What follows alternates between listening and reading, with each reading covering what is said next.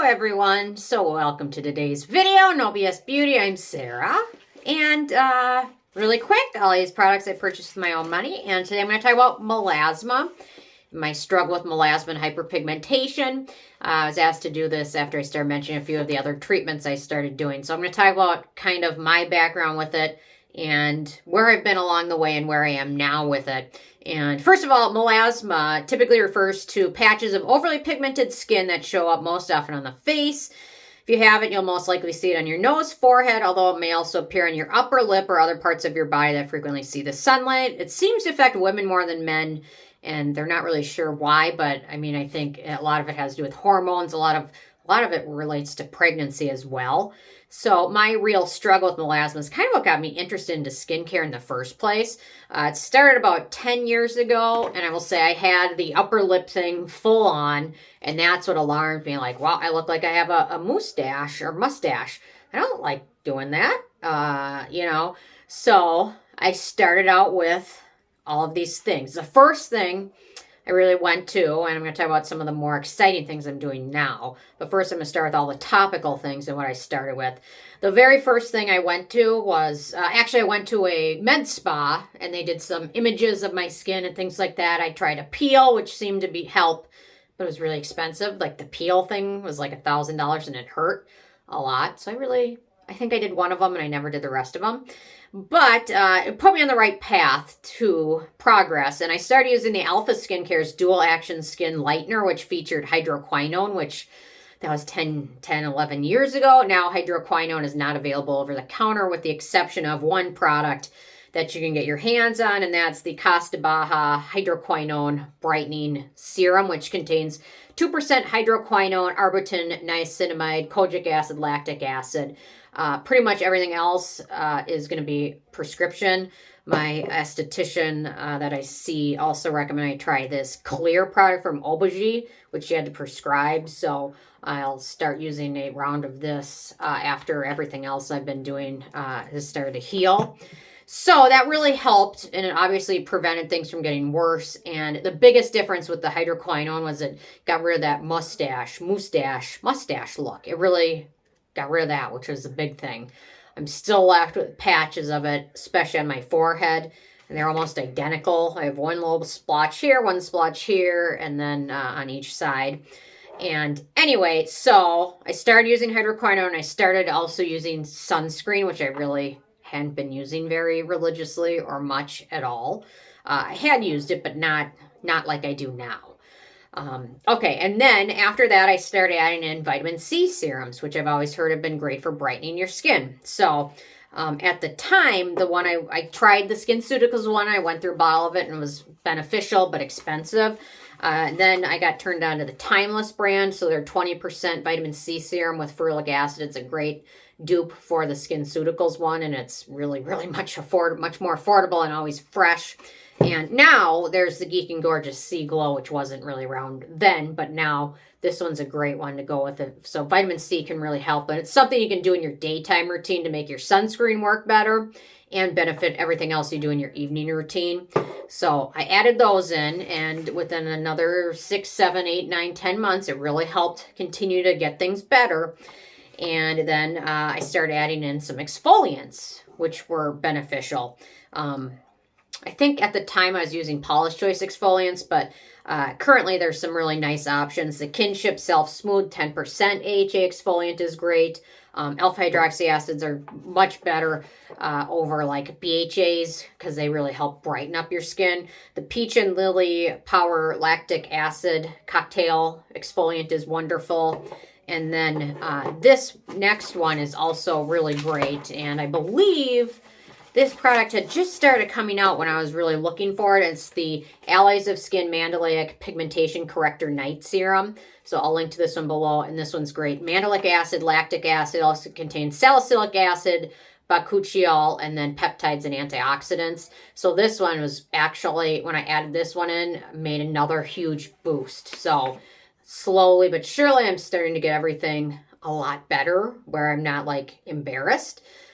So hydroquinone was huge, but it's controversial, and you really really should, if you're going to use it under the care of an esthetician or a dermatologist, just because it can backfire and you really need to follow directions. I believe it's use it 2 months on and then take time off and then so forth.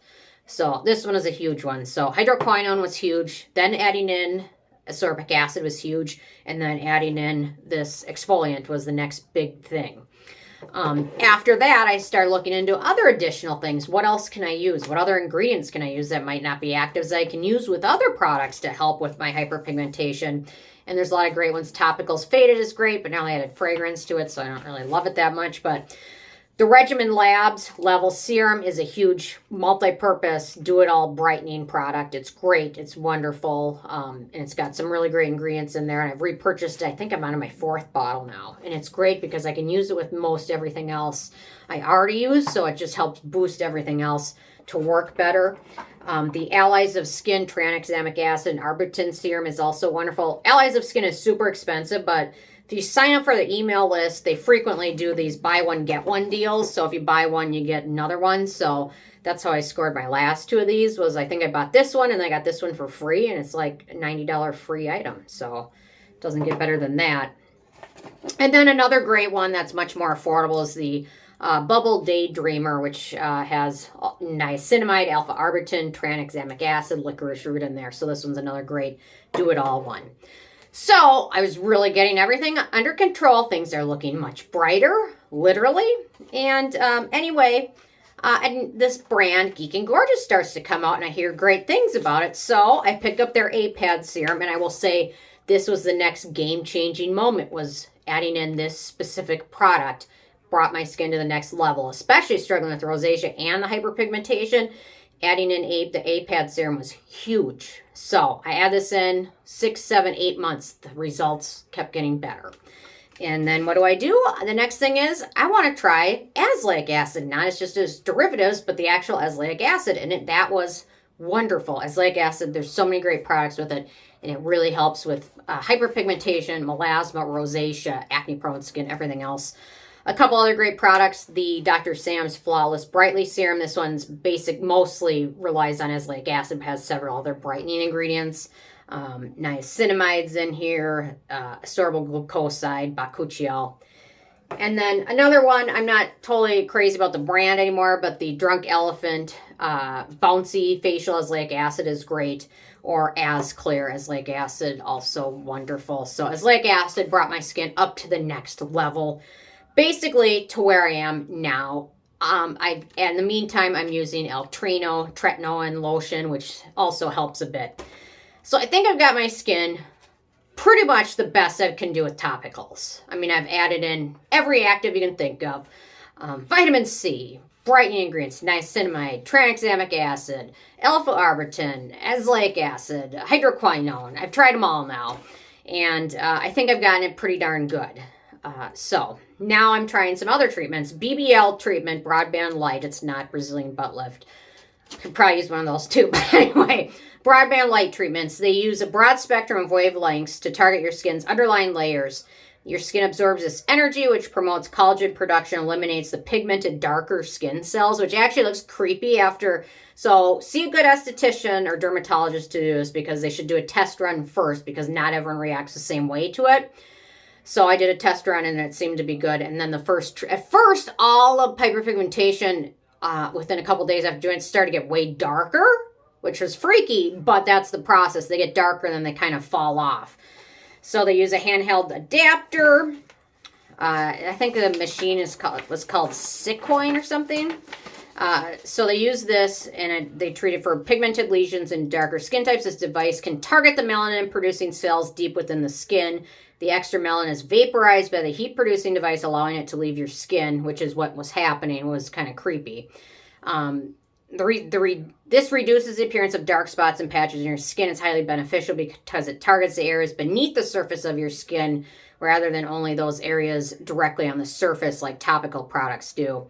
So you can expect to see visible changes in your skin within a few days to a few weeks of your first BBL treatment. As you continue treatments, you notice more significant changes, and it can be very expensive. So I looked at tens of different places, probably 10 or 20 different places in my area, and most places didn't have any price listed. I found a few that did, and I found a gal, and she's working with me because it can be very expensive, and she's a one person show, and she does it all, and she's got a little office, and it's not like a huge fancy like med spa or anything, but she's affordable.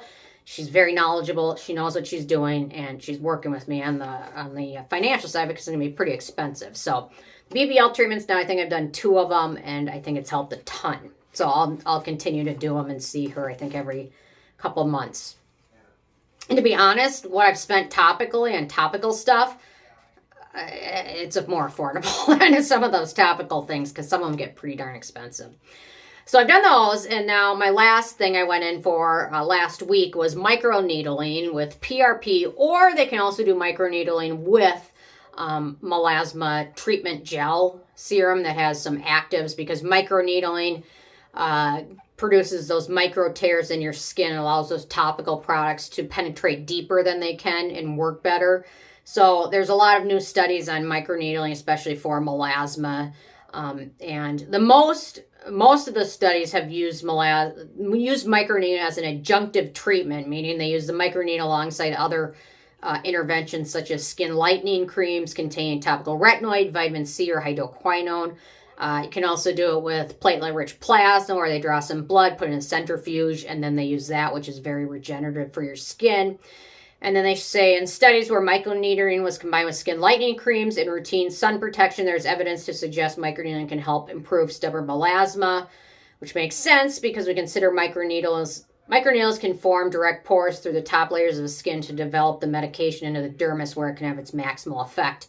So anyway, I mean, I've tried microneedling myself or derma rollers or things like that, but nothing has made the huge difference seeing this esthetician with her equipment and her knowledge and her adjunctive treatments that she used.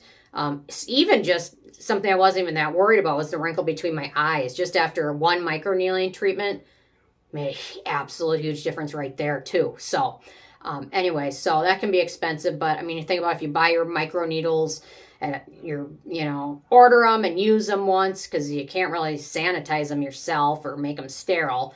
That gets expensive too. So perhaps seeing somebody that knows what they're doing. I mean, not even necessarily having to do the PRP with it, just a hydroquinone or vitamin C with it could make a huge difference. So anyway, I think the last time I saw her, she did the microneedling with the PRP and the BBL, and I think it ended up being about $500. So, I mean, it's expensive, but in the long run, it's more affordable than you'd think. But do your research. In certain areas are much more expensive than other areas. And then last but not least, the biggest thing is sunscreen. So after my microneedling and treatments, the one I'm relying on the most is the Eevee face mousse. It's amazing. It's expensive, but I'm not messing around with $500 worth of treatments and having it get screwed up by the sun. And I'm wearing a hat, of course, but this stuff's great. The La Roche-Posay UV Immune, their newer one, is great. Altruist is wonderful. And then in terms of other ones, the Inky List Watery Hyaluronic Sun Gel is another one I totally trust. So anyway, so I mean, all of these things have brought me to where I am today. And I wish I had like a picture of myself, but I didn't really want to take pictures when I look terrible. So but I mean, the difference is 900 million %. It's amazing. It's still there. It's still noticeable, but I'm going to keep doing this. Keep with my sunscreen, keep with the topicals, keep with the esthetician. I think the future of perhaps maybe totally getting rid of this is not totally unforeseeable. It might never happen, but it's getting a lot better.